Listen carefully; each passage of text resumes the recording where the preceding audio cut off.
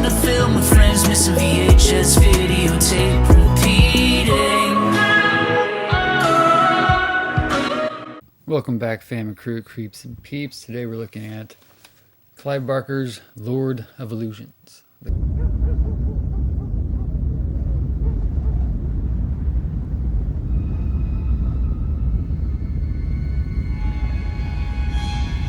Clive Barker director's cut. Evil waits on the other side. It's MGM UA home video release. One of the kind of the silver labels, MGM's. This is previously a rental copy. Glad there's no big rental sticker on it though. It's creepy to the extreme. No other filmmaker gets under the skin the way Clive Barker does. Quoting Quentin Tarantino. From best-selling author and celebrated director Clive Barker comes a supernatural thriller that rips apart the boundaries between sanity and madness, between the art of illusion and the terrifying forces of magic. With heart-stopping suspense and state-of-the-art special effects, at the time, it's a riveting journey into the shadowy corners of the human soul. Scott Bakula from Quantum Leap portrays Harry D'Amour, a private detective visiting Los Angeles on a routine investigation. Harry gets more than he bargained for when he encounters Philip Swan. Stop looking at me, Swan! Kevin J. O'Connor, a performer whose amazing illusions captivate the world, but are they really illusions?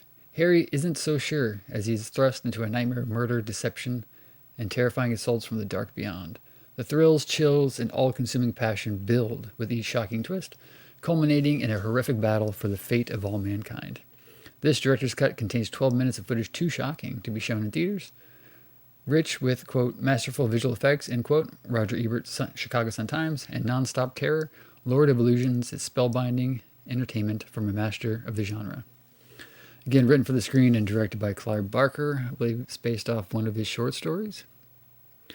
Produced by Joanne Seller and Clive Barker. And I just mentioned this in a Boogie Nights video, but Joanne Seller is a producer that went on to go work with P.T. Anderson a lot, making movies like Boogie Nights and Magnolia. I just happen to have those sitting there.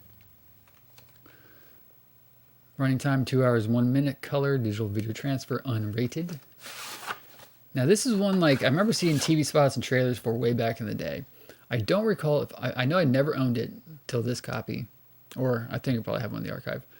I don't remember ever renting it. I don't remember ever seeing it. Although I may have, it's just been so long. So at this point, this movie's 30 years old. Rewatching it or watching it for the first time, I didn't know Kevin J. O'Connor was in it. I didn't know Famke Janssen was in it. Kevin J. O'Connor I never really noticed in movies until There Will Be Blood. I'm your brother. From another mother. Coincidentally, another Paul Thomas Anderson movie, which I don't remember if that was produced by Joanne Seller or not. Although he's in the Mummy movies, or at least the first one, but I don't really remember those movies a lot. And then this actor here, I think that's Daniel von Bargen, I believe, is him.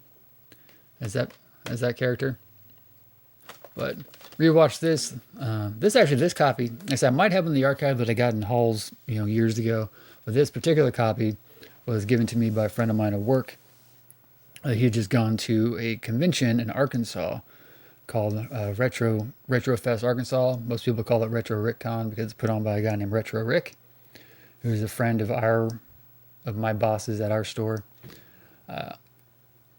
So everybody at work knows I collect VHS tapes and I do, this channel and whatnot. So he brought me this back just as a gift. But ironically, he gave it to me on the 14th of October, which just happened to be my birthday. And nobody at work knew it because I don't tell people that kind of stuff.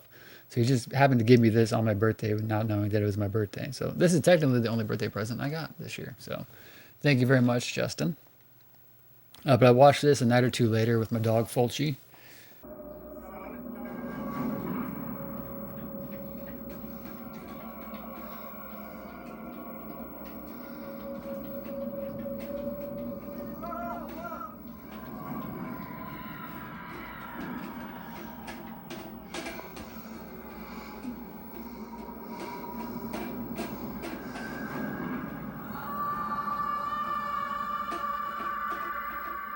And really enjoyed it.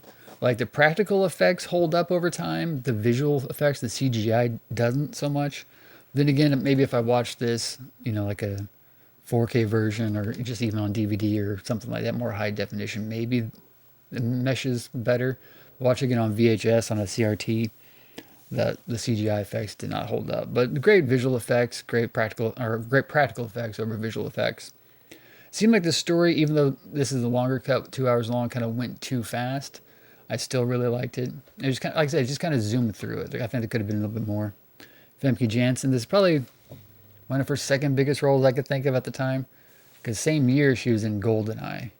And that's when I first noticed her, because I saw GoldenEye in theater. I forget if I just said this, but like her and that actor, who I think is Daniel von Bargen, ended up being in The Faculty together just, 4 years later? 98, 99, whenever that was. Is this gonna be on the test? This is the test. Really dug this movie. We understand, like I said, to rewatch it digitally. And it's funny, too, that I just mentioned, I don't know why this is funny, but like I said, this got picked up from Retrofest, from our company that I work for, Nerd Nation. We were at Retrofest both to buy stuff and we were vending at that show. But then Retro Rick himself just put up a video a couple days ago here in October of when he came to our store for the grand opening back in May. So his video went up like 5 months after the fact. And our crew was just down in Arkansas vending at his convention, which is where this came from. And I'm actually in the new video on his YouTube channel.